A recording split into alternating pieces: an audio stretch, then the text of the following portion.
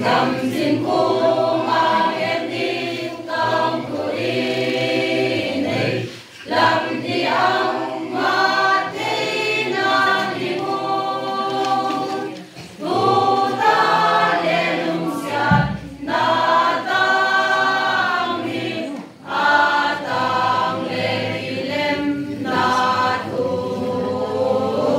a tăng lệ đi lem na thu san con bial qua ahin và đi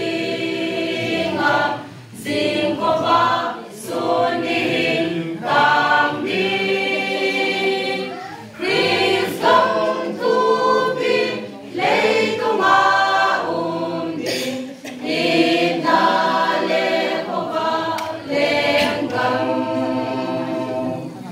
nằm trên cung a sa đi la phát in này mang pha lâm đi đốt cam na đi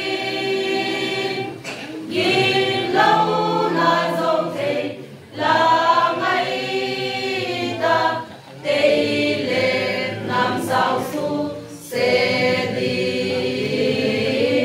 tây lệ nam sao su sẽ đi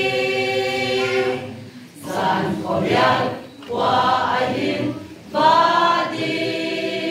ngập dinh có ba xuân đi tam đi Christ come to be lấy công a đi